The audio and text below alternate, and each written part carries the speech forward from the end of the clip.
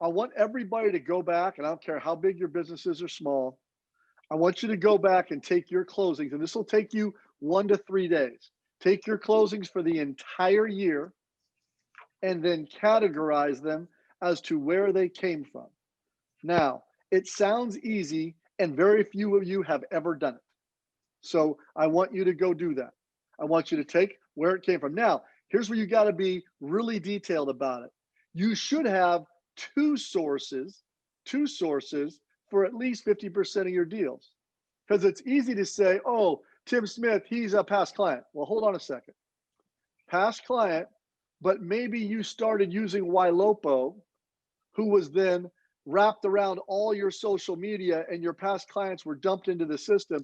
And then Ylopo targeted them, got them engaged with you on Facebook, got them to click on an ad, got them to click on one of your listings, got them to click on one of your closings, and then they reached out to you. Was it really that they're a past client and they just called you?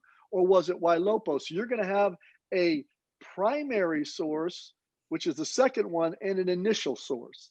Initial source, sphere of influence. Primary source was Ylopo or HomeBot or Hello Equity, whatever got them to engage. So if you don't, just go back and write that down.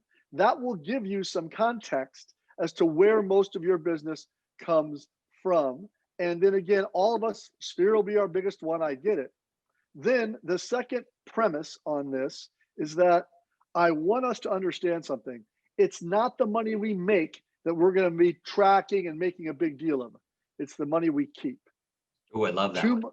Too much in real estate, we tout the wrong things. Oh, I'm number one in volume. I have the most transactions. I have the, tell you what, who keeps the most? Because that's the person running a business with levers that they know how to control. So it's not necessarily what you bring in, it's what you keep and what your profit is. That will allow it to tell you what you're worth and how, when you grow, what that looks like. Because the goal here is we're going to add 1, 2, or 3 additional spokes of lead generation, deal, transactional flow opportunity, and or 2 or 3 tactics to an existing lead flow thing you got that generates 2, 3, 4, 5, 15 more transactions a year. That's going to be the focus. Cool. And Greg? Steve, I'll send out a form that I have from the core, which has little places. It's a lead tracker with past client, current client referral, database, sphere. That way you can categorize it. And I would categorize not only the leads that you brought in, but all the deals that closed. That way you know total amount of leads, where they all came from, both layers, all my closings, same information. That way you also have a lead to close ratio that you can calculate. And then I will also send you the P&L and the personal budget. You can fill it all out. I literally gave out one of my personal budgets yesterday. It's all from the core training. They're a national coaching company for realtors and lenders. And like Steve said, it's not what you make, it's what you keep. It's not what you make, it's what you keep. So if you're not tracking and paying attention to your money, you measure what matters to you, and money matters. Make sure you are tracking your money, both business-wise and personal, coming out of your house. See, Greg, when did you first learn it? Because you know what's funny? It's not. Initially, we don't, you know how I used to track it this way. I had more money in the bank than I had the month before. I'm killing it.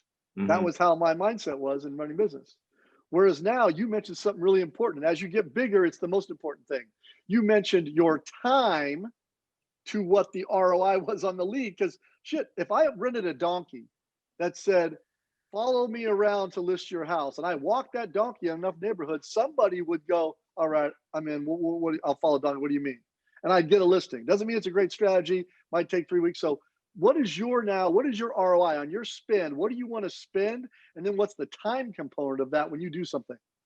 Well, I mean, so for me, I'm always measuring dollar per hour productivity. So when I do my, here's my calendar for the day. It's color coded with green time, coaching time, our time. And I just take whatever you made last year, divide by 2,000, because that would be a 40-hour work week over 50 weeks. It's an easy calculation. You may work 50, whatever. Just do 2,000. It makes it easier. It just gives you $1 per hour. So if you're like, oh, I make $100 an hour. Is this activity I'm doing right now going to be worth the $100, or should I hire an admin at $15 an hour that just got let go from my favorite restaurant, my favorite bar down in Old Town that I could easily call, or I could send out, like going back to this virtual bench thing.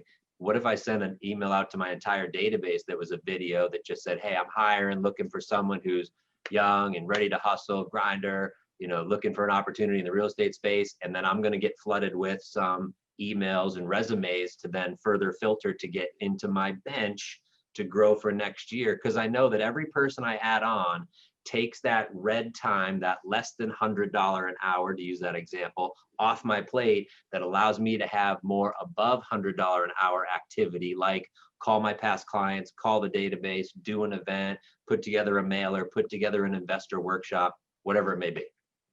See, he just gave us one of the best nuggets.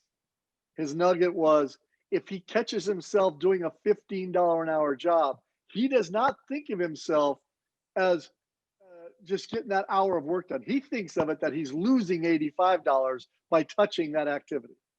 And as you start to track what your time is worth, it starts making the ability to say no so much easier. And I'll be honest with you, Greg, I say no now more than ever, I would say, because I've learned. Same with you. In this business, as realtors, title company, lenders on this call, it's what you say no to that you make all the money on, not what you say yes to. So when you learn to say no to things that are not your level of time, think about it. If you never, ever touched a lockbox or a sign again, and all you did for the hours that would take 8, 10, 12 hours a week, you called past clients and asked if you could help them see what their home is worth, would you get 1 or 2 more listings? Mm-hmm. You make more money. Right. That's key. It's just hard to say no, especially in the beginning, man. I mean, I was that person, You and feel awkward. yeah, but eventually someone came to me and said, hey man, look at what you're doing. Look at how much you're making over here and look at how much you're spending over here. Like, let's just do more of this, hire for that. And it took the outside perspective, that coach that literally said, no, dude, this is not right. The successful people do this, do that, so you can be successful. I got tired of always reacting, always feeling frantic, seeing my email pile up and knowing that, oh my gosh, there's 50, there's 100, there's 200. I tell people this today. I have 2 admins. I hire a virtual admin who takes a little while to train because we're in the Philippines, but she's amazing. And you invest time in training. And then I have a local admin here. So for basically 21 hours a day, someone is looking at my inbox and it's not me. Because you know what I figured out? I get 250 emails a day. You know how many actually need me to answer it? Less than 20.